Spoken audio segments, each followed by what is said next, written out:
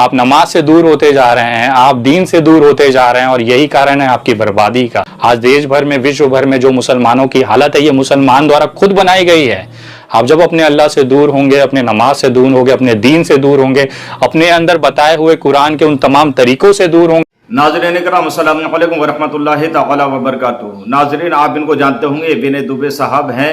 इनकी बातें आपको कड़वी जरूर लगेंगी, लेकिन एक एक बात पॉइंट की है, एक एक बात ऐसी है जो दिल में उतर जाए।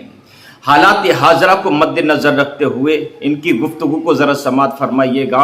और हमारे हालात आज ऐसे क्यों हैं, इसकी वजह क्या है, रीज़न क्या है। आज हम इतने मुसलमान हैं, इसके बावजूद हम कहीं मारे जा रहे हैं, कहीं काटे जा रहे हैं, कहीं ट्रेनों में हमारे बुजुर्गों के साथ में मारपीट की जा रही है, कहीं पर हमारे नौजवान के साथ में मारपीट की जा रही है और इतना मारा जाता है कि उसको जान से ही खत्म कर दिया जाता है। इसकी वजह क्या है, रीज़न क्या है, वो इनकी ज़बान समात फरमाएंगे। जबकि ये मुसलमान नहीं है, इस्लाम से ताल्लुक़ नहीं रखते हैं, लेकिन इसके बावजूद ये समझते हैं कि आज मुसलमान के जो हालात हैं वो किस वजह से हैं। मैं ज़्यादा गुफ्तगू नहीं करूँगा, इन विनय दुबे साहब को आप समात फरमाइए और ज़रा गौर से सुनिएगा, पूरी वीडियो आखिर तक देखिएगा। और एक गुजारिश आपसे ये करूँ कि आप हजरात अगर हमारे चैनल पर नए मेहमान हैं तो हमारे चैनल को सब्सक्राइब कर लीजिएगा, बेल आइकन को दबा दीजिएगा। अगर पेज पर देख रहे हैं तो पेज को फॉलो कीजिएगा और वीडियो को लाइक कीजिएगा। जितना हो सके इस वीडियो को शेयर कीजिएगा और पूरी वीडियो आखिर तक देखिएगा। आइए देखते हैं विनय दुबे साहब हम लोगों से क्या कहते हैं। आज मैं सवाल पूछना चाहता हूं मेरे भारत के उन मुसलमान भाइयों से, क्या आपका ज़मीर, आपका आत्मसम्मान आपको चीख चीख कर नहीं पुकारता? क्या आप वही हैं जिसके वंशजों ने पूरे विश्व के अंदर कितने ही देशों पर, कितने ही सदियों तक, 200 साल, 500 साल, 800 साल तक राज किया? कहां गया वो इंसान जो मर्द मुजाहिद कहा जाता था? कहां गए वो मुसलमान जो किसी वक्त में अपने साम्राज्य के लिए, अपने ताकत के लिए, अपनी हिम्मत के लिए जाने जाते थे? आज भारत का मुसलमान दर दर की ठोकरें खा रहा है। अपने सामने अपनी बेटियों के हिजाब खींचे जाने पर भी उन नेताओं के सामने गिड़गिड़ा रहा है जिसको उसने बनाया है। आखिर ऐसी क्या मजबूरी है हमारे देश के मुसलमानों की जो आज किसी न किसी राजनीतिक दल, किसी न किसी चेहरे के जो पैर है उसके तलवे चाटते हुए दिखाई देता है। माफ करिएगा मेरे शब्दों के लिए, लेकिन यह हकीकत है। मैं उन तमाम भारतीय मुसलमानों से पूछना चाहता हूं कि वो नेता जिनका आप दरी बिछाते हैं, जिनके लिए कुर्सियां लगाते हैं, जिसको आपने अपना माई बाप, अपना वालिद, अपना रहनुमा बना के रखा है, ये उस समय कहां चले जाते हैं जब आपके घरों पर बुलडोजर चला दिया जाता है? उस समय ये कहां चले जाते हैं जब आपके कौम के एक लड़के को झूठे मामले में पेड़ से बांधकर सैकड़ों की भीड़ मॉब लिंचिंग कर देती है? ये लोग कहां गायब हो जाते हैं, किस कोने में, किस बिल में मुंह छुपाकर छिप जाते हैं जब आपकी बच्चियों के साथ बलात्कार होता है? अगर आप न्याय मांगे तो आप ही पे एफआईआर हो जाता है। ये सारे नेता कहां मर जाते हैं, कहां शर्म से डूब जाते हैं या किस बिल में छिप जाते हैं जब आपके पैगंबर मोहम्मद साहब और नबी के खिलाफ अनगिनत अश्लील आपत्तिजनक बातें की जाती हैं? तब कोई नेता, कोई राजनीतिक दल आपके सपोर्ट में, आपके साथ क्यों नहीं खड़ा होता? अगर कोई मुसलमान एक आवाज भी कर दे कि नहीं, इस देश में गलत हो रहा है, हमारे पैगंबर मोहम्मद को गलत बोला गया है, इस पर कार्रवाई होनी चाहिए, तो उसे जेल में डाल दिया जाता है। एक छोटा सा मुहावरा कहने वाला इंसान मुफ्ती आज गुजरात की जेल में कितने महीनों से बंद हैं, लेकिन वही नासिक के एक संत जो भगवा चोला पहने हैं, उनके ऊपर देश भर में एफआईआर हो रही है लेकिन गिरफ्तारी नहीं होती। ये पता है क्यों है? क्या है आज आपकी जो हालात हैं वो ऐसे क्यों हैं? वो आप खुद हैं। आप खुद वो सक्षम लोग हैं जो आपस में अपना रहनुमा बना सकते हैं, लेकिन जैसे ही आपके बीच में से कोई नेता बनकर आपकी आवाज उठाने लगेगा, आप सब मिलकर उसका पैर खींच लेंगे।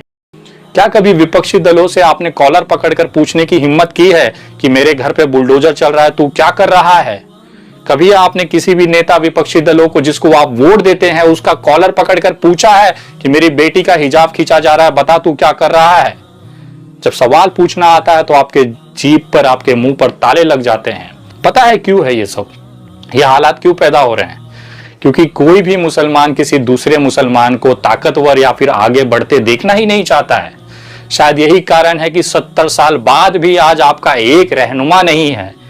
गिन चुनकर ओवैसी और बाकी ऐसे लोग उठते हैं, लेकिन उसको भी भाजपा की बी टीम बता दिया जाता है।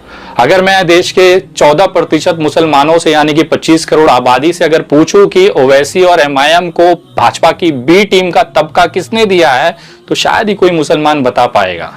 गूगल कर लीजिएगा। भारतीय जनता पार्टी की बी टीम एमआईएम और ओवैसी है। ये स्टेटमेंट देने वाले विपक्षी दल है जिस इंडिया अलायंस है, जिसका आप आज पैर पकड़कर उसकी दया की भीख पर जिंदा हैं। ये प्रोपोगेंडा चलाया ही इसीलिए जाता है कि मुसलमान एकजुट न रह पाए। आपके कौम के अंदर वो ताकत है, पूरा देश की इकोनॉमी वो चलाते हैं, मेहनत करते हैं, मजदूरी करते हैं, जिस क्षेत्र में है वहां पर अपना पूरा जी जान लगा देते हैं, लेकिन हार जाते हैं केवल एक जगह, राजनीति में। जी, राजनीति वो जगह है जहां पर आपकी तकदीर लिखी जाती है, लेकिन उसके बावजूद भी आप अपना रहनुमा नहीं बना पा रहे हैं। आपको किसी अखिलेश यादव, किसी ममता बनर्जी, किसी राहुल गांधी की जरूरत पड़ती है, और वो उस समय गायब हो जाते हैं जब आपके घरों पर बुलडोजर चलती हैं, आपके बिटिया का हिजाब खींचा जाता है। क्या फायदा ऐसे नेता का जो आपके मुसीबत में ही ना दिखाई दे।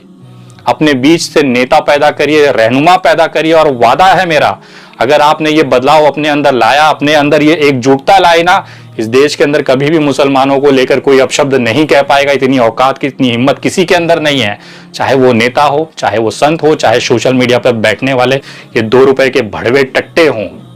किसी की इतनी औकात नहीं होगी कि आपके नबी, आपके मोहम्मद के खिलाफ एक शब्द भी बोल पाए, लेकिन वो इसी के लिए बोल पाते हैं क्योंकि आप अपने अंदर से कमजोर हैं, टूटे हुए हैं, बिखरे हुए हैं।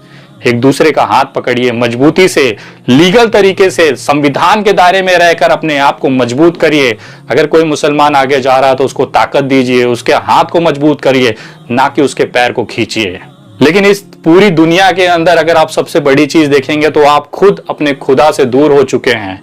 अगर मैं आज पूछूं कि कितने लोग ऐसे हैं जो 5 वक्त की नमाज पढ़ते हैं, तो बहुत गिने चुने चुनिंदा हाथ ऊपर उठेंगे कि हम 5 वक्त के नमाजी हैं, बाकी सब लोग बाहर हैं। आप नमाज से दूर होते जा रहे हैं, आप दीन से दूर होते जा रहे हैं, और यही कारण है आपकी बर्बादी का। आज जब मैं नाइट क्लबों में जाता हूं तो पता है वहां पे 60% मुस्लिम लड़के आते हैं, लड़कियां आती हैं पार्टी करने, और वो दारू पी रहे हैं। जिस दारू को इस्लाम में, कुरान में हराम बताया गया है, उसकी नई जनरेशन आज अपने आप को पार्टी और दारू पीने में अपने आप को गौरवान्वित महसूस करता है। हाथ में दारू का ग्लास, शरीर के अंदर दारू, उसके बाद आप कहते हैं कि नहीं हम मुसलमान हैं। जिसका ईमान ही नहीं बचा, जिसको कुरान पर विश्वास नहीं, जिसको अपने अल्लाह के बताए हुए रास्ते पर विश्वास नहीं, वो किस तरह का मुसलमान है भाई। आज देश भर में, विश्व भर में जो मुसलमानों की हालत है, ये मुसलमान द्वारा खुद बनाई गई है। आप जब अपने अल्लाह से दूर होंगे, अपने नमाज से दूर होंगे, अपने दीन से दूर होंगे, अपने अंदर बताए हुए कुरान के उन तमाम तरीकों से दूर होंगे, तो ऊपर वाला तो बदला लेगा ही। आज गाजा की हालत देख लीजिए, तमाम विश्व के अंदर चाइना की हालत देख लीजिए, मुसलमान कत्लेआम किया जा रहा है। उसका कहीं ना कहीं कारण आप खुद हैं। जिस दिन आप अपने अंदर ये चीजें नहीं महसूस कर पाएंगे, तब तक ये बदलाव हो ही नहीं सकता। आपको कोई भी नेता जूते से मार के चला जाएगा, आप कुछ नहीं कर पाएंगे।